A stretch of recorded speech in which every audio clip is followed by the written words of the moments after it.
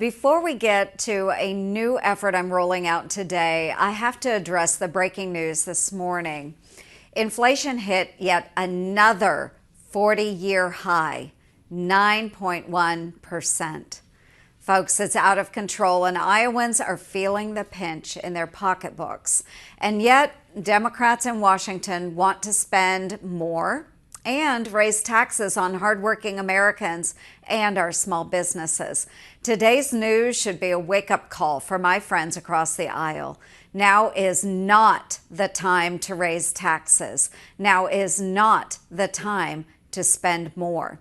It's time to unleash American energy and turn off the spending spigot.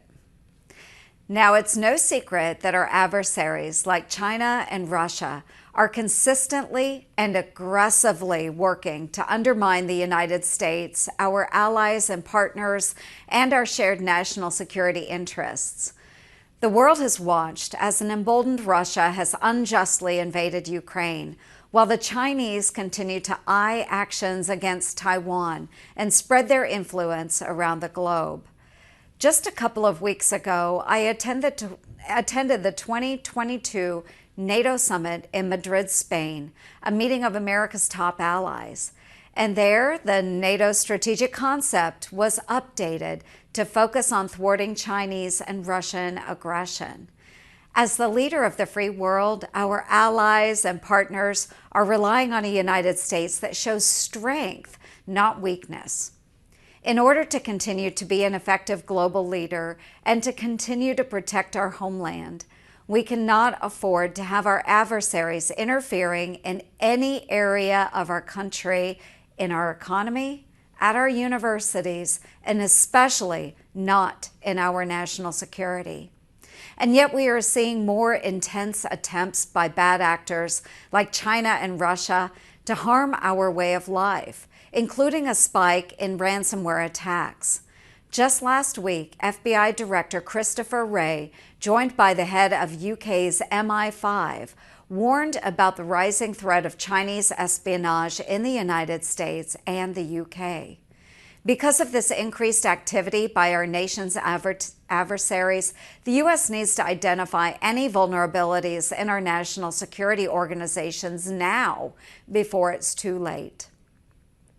That is why today I am leading a new bipartisan effort alongside my colleagues, Democratic Senators Gary Peters of Michigan and Maggie Hassan of New Hampshire, to prevent Russian and Chinese influence in federal government consulting. Together, we are introducing the CONSULT Act, or the Combating Obstructive National Security Underreporting of Legitimate Threats Act. The need for the CONSULT Act was spurred by recent reports that the consulting firm McKinsey & Company was providing strategic advice for state-owned companies in China and Russia on militarization efforts while also being awarded national security contracts by the United States. These adversarial Chinese and Russian entities include a handful that have been blacklisted by federal agencies. In response to this glaring concern, our bill streamlines policies across government agencies to identify and eliminate potential conflicts of interest relating to national security within federal consulting contractors. Organizations will have to disclose any conflicts of interest, such as active contracts, contracts held within the last 5 years, and any other relevant information pertaining to foreign adversarial entities like China, Russia, Iran, North Korea, Syria, Cuba, or countries that have been engaged in a project that has been declared a crime against humanity by the Secretary of State. A firm discloses that they have previously or are actively engaged in business with these countries. If they do so, they could be denied a new contract. If firms fail to disclose these relationships, they could be suspended from a current job or banned from federal contracting altogether. Folks, America's adversaries like China and Russia are aggressively working against our national security interests.